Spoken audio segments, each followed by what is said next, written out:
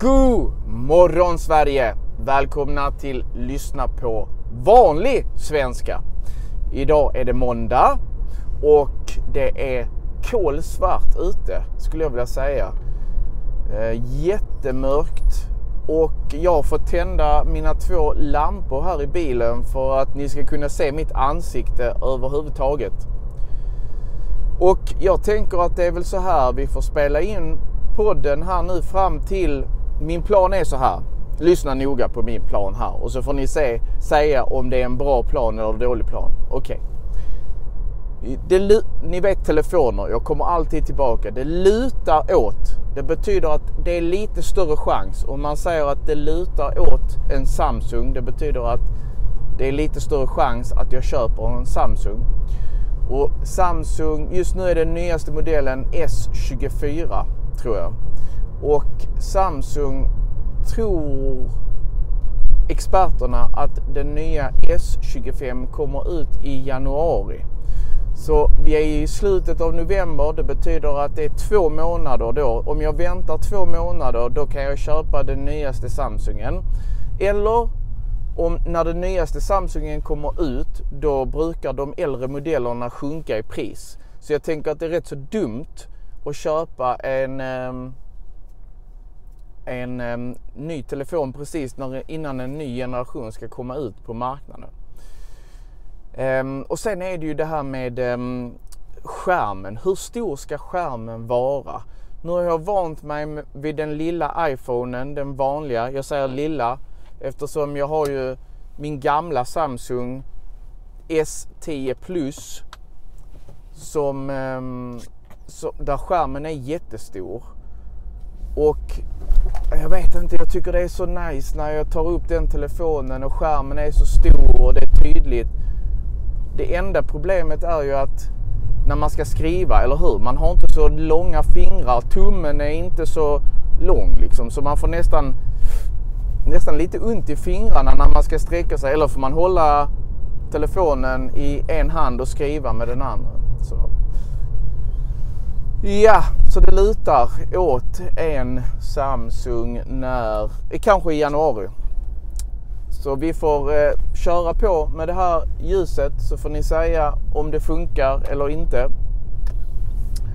Idag ska jag snart först visa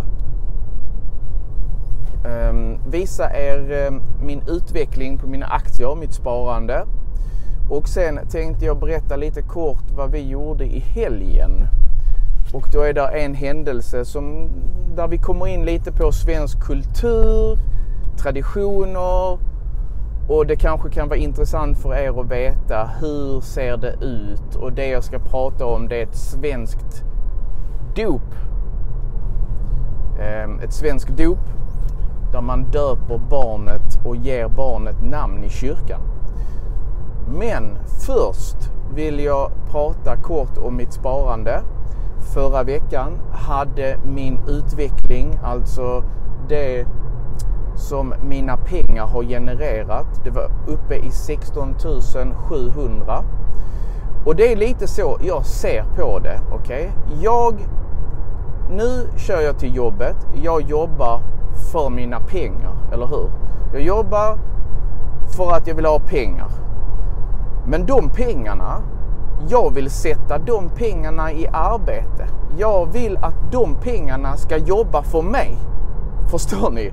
Lite som att jag har en anställd, som att jag har ett företag och att pengarna jobbar lite varje dag för mig. Om det går bra, det vill säga mitt sparande. För det betyder att jag investerar pengar och de pengarna de jobbar när jag är på jobbet, när jag sover, när jag äter, när jag träffar kompisar. Så jobbar de hela tiden. De genererar avkastning heter det. De genererar intäkter när det går bra såklart på börsen. De kan ju också sabotera för mig och göra så att jag förlorar pengar eller att jag går plus minus noll. Lite som om jag har ett företag och min anställda är sjuk. Okej, då tjänar jag inga pengar, han kan inte jobba för mig. Och om jag förlorar pengar på mina aktier, ja då är det lite som att min anställde kanske snor pengar från mig. Han stjäl pengar från mig, tänker jag. Men i alla fall, vi var uppe på 16 700 förra veckan. Och den här veckan, på en vecka, har jag ökat till egentligen vad ni ser här nu. Så ser ni nästan 20 000. Nästan 20 000. Och i fredags så var det över 20 000. Det var 20 500 kronor. Men det som har hänt under helgen, det är att dollarn har blivit svagare jämfört med svenska kronan. Så eftersom jag har alla mina aktier är i USA, så antingen kan de ju tappa i värde om dollarn försvagas, eller så kan de öka i värde utan att det händer någonting när dollarn blir starkt mot kronan. Så det som har hänt nu under helgen, jag vet inte om man kan se det här, jag vet inte om jag har internet uppkopplat, jo, man kan se att det har gått minus 800 kronor. Minus 800 kronor sedan i fredags. Så totalt har jag jag har totalt 102 000. Så jag har över 100 000 nu. Och utvecklingen är över 20%. Så man kan ta, om man tar då 102 000 och så minus 20 000, då blir det 82 000. Så mina 82 000, de har jobbat och de har tjänat in 20 000 till mig. Så kan man se på det. Och jag har fått många kommentarer av folk som vill att jag ska visa hur man köper aktier eller hur man sparar, hur man investerar. Så faktiskt, goda nyheter, jag håller på att göra en film där jag pratar och berättar om varför man ska spara i fonder eller aktier och hur man gör, och försöka visa med exempel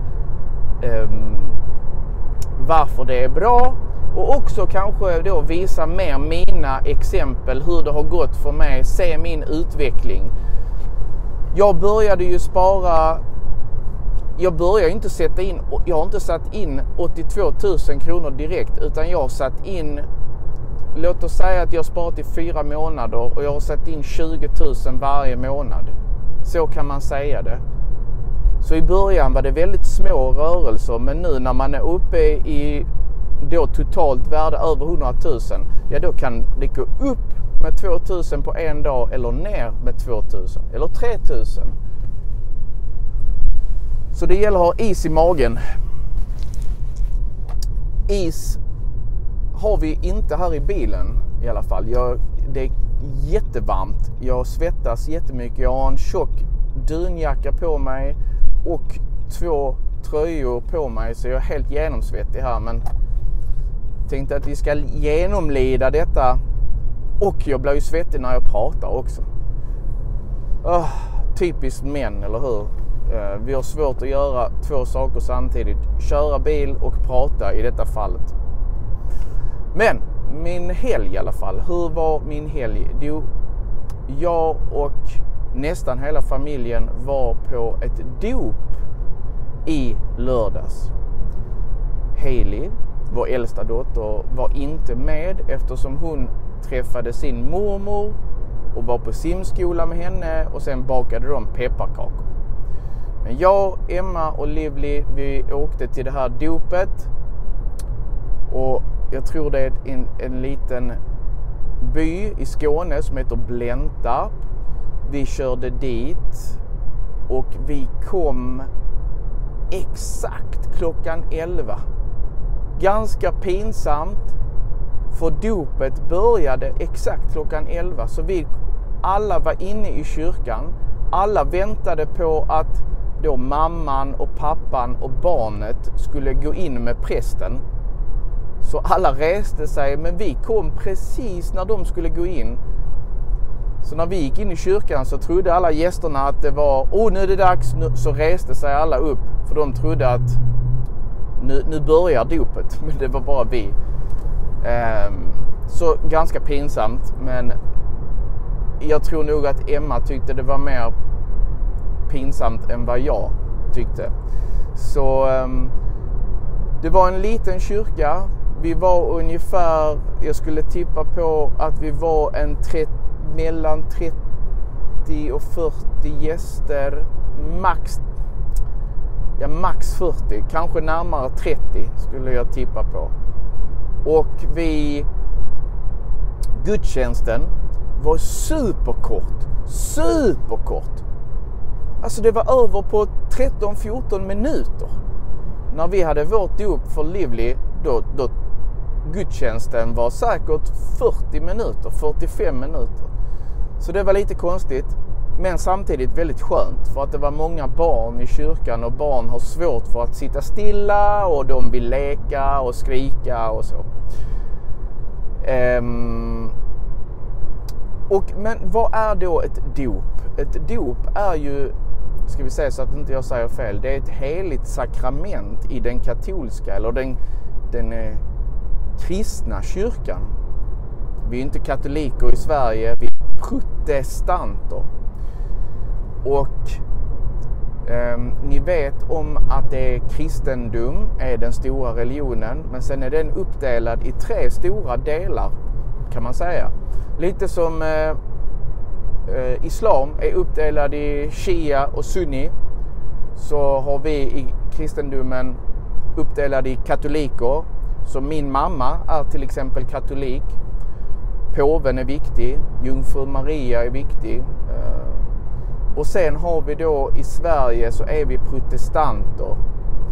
Det kommer egentligen från Martin Luther som var i Tyskland. Och han protesterade egentligen mot saker som han tyckte var fel med kyrkan. Och sen finns det då också ortodox kristna som är, var finns de? Makedonien kanske, Ryssland till exempel. Vad var det jag skulle prata om? Jo, dopet, Så det är ju så att man välkomnar, man ger barnet sitt namn. Prästen häller lite vatten på huvudet. Och sen är det ju så att man välkomnar barnet in i Jesus familj i kyrkan då alltså. Så det är religiöst. Men nästan inga svenskar är religiösa. Är det inte konstigt? Eller hur? Men många svenskar tycker att dopet är en väldigt fin ceremoni. Så man ser det mer som kultur och tradition än att det blir ett kristet budskap. Det är samma Livli i vår familj. Hon blev döpt. Det betyder att hon är med, hon är kristen, hon är protestant. Men självklart får hon välja själv vilken religion hon vill ha. Om hon vill tro på någon religion eller om hon vill, hon får själv bestämma.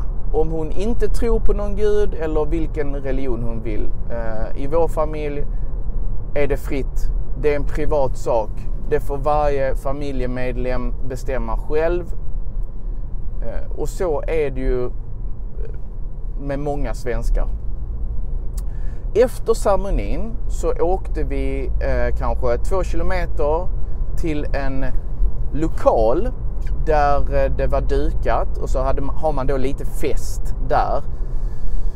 Det var ganska enkelt, trevligt, fint. Vi bjöds på soppa, gulaschsoppa. Så lite udda, lite konstigt, men väldigt gott. Och efter det så fick vi tårta, prinsesstårta, vilket jag tycker är väldigt gott. Lite kaffe, prinsesstårta, Och då sitter man i den här lokalen och så pratar man och umgås och så. Man brukar vara där kanske 3-4 timmar. Så dopet började klockan 11 på förmiddagen. Och sen så var vi väl hemma igen vid, jag vet inte, vid 3:30 kanske. Ja, och sen igår var en lugn dag. Jag var iväg och tvättade bilen som jag skulle att göra i över 4 månader. I 4 månader har jag sagt jag måste tvätta bilen. Men när man har små barn då är det nästan aldrig en bra tidpunkt. Det är nästan aldrig läge för det. Ibland brukar jag säga Emma, måste du tvätta bilen idag? Nej, okej, men jag tar det nästa helg då. Nej, men okej, nästa helg då. Och så helt plötsligt så har det gått 4 månader. Men jag önskar att ni hade kunnat lukta i den här filmen och känna hur rent och fint det är i min bil. Jag blir nästan lite stolt och tårögd. För det var så länge sedan som min bil var så här ren. Och, eller hur är det ju så? Det är samma hemma. När det är stökigt hemma, när det är smutsigt och oordning och kaos hemma, då mår man inte så bra. Man kommer hem från jobbet, öppnar dörren och så möts man av total kaos. Eller hur? Känns inte bra. Men om man kommer hem från jobbet, öppnar dörren och det är städat, allting ligger på sin plats. Ja, men då mår man lite bättre i själen, i kroppen. Håller ni med? Har ni också samma? Ja, så jag tvättade bilen igår och vi var även hela familjen ute på en kvällspromenad igår där vi gick ut när det var mörkt med barnvagnen. Hailey cyklade och vi gick en promenad på 1 timme ungefär. Så det var ganska lugn söndag. Nästa helg då är det fullt ös medvetslös. Det är ett uttryck, fullt ös medvetslös. Att det är full fart. Och då är det barnkalas och släktkalas för båda tjejerna. Eller det är släktkalas för båda tjejerna, men det är barnkalas, kompiskalas för Hailey. Så, mina vänner, då var jag framme på jobbet och parkerar här. Så jag tackar för mig. Hoppas ni får en fin vecka. Vi ses i nästa film. Hej!